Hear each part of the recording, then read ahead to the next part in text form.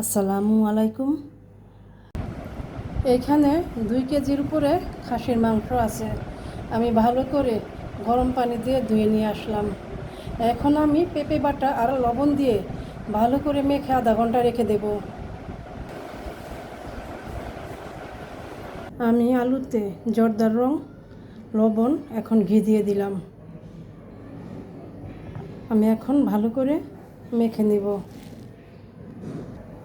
এখন আমি গরু দুধের সাথে ঘি দিয়ে দিলাম। এখন আমি ভালো করে মেখে মাওয়া তৈরি করে নেব। এখানে আমি গরু দুধ, চিনি, ঘি, জর্দার রং দিয়ে দিলাম। এখন আমি গরম পানি দিয়ে গুলিয়ে নিব। তারপর আমি গোলাপ জল দিয়ে দিব। আমি ঘি দিয়ে দিয়েছি। এখন আমি সরিষার তেল দিব। এখন আমি পেঁয়াজ ভেজে বেরেস্তা করে নিচ্ছি। আমার পেঁয়াজ বেরেস্তা ভাজা হয়ে গেছে। এখন আমি তুলে নেব। আমি এখন আলুগুলো ভেজে নিলাম সেই পেঁয়াজ ভাজা তেলের মধ্যে। আমি বাটা মশলাটা দিয়ে দিয়েছি, তারপর দিয়েছি আদা বাটা, রসুন বাটা। এখন আমি দিয়ে দেব শুকনো উপকরণগুলো। এখন আমি জিরার গুঁড়া, ধনিয়ার গুঁড়া, তারপর গরম মশলার গুঁড়া, তারপর লবণ আর মরিচের গুঁড়া দিয়ে দিলাম। এখন আমি পেঁয়াজ বেরেস্তা দিয়ে দিয়েছি। গোলাপ জল দিয়ে দিব।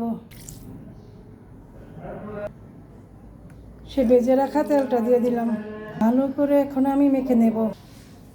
আমি মাংসটা ভালো করে মেখে নিয়ে সাজিয়ে তার উপরে আলু ভাজাটা দিয়ে দিলাম।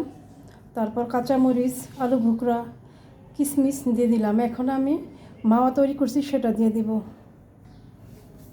এখন আমি কিছু পেঁয়াজ বেরেস্তা দিয়ে দিলাম, কাঠবাদাম কুচি, কাজু বাদাম কুচি।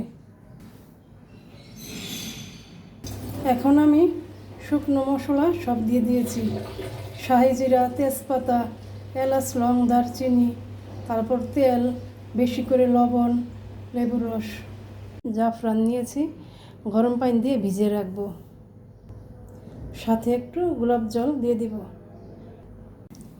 আমি ঘড়ি ধরে ভাত 8 মিনিট জাফরান দিয়ে দিয়েছি। তারপর আমি যে দুধের মিশ্রণটা গুলিয়ে রেখেছি সেখানতেও দিয়ে দিয়েছি। আর বাকিটা আমি একটু পরে দেব।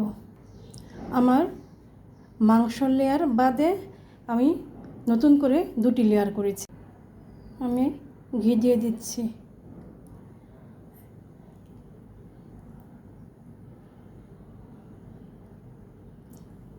হয়ে গেল। এখন আমি ঢাকনা দিয়ে সিল করে দিব, যাতে করে ভাপ না বেরোতে পারে।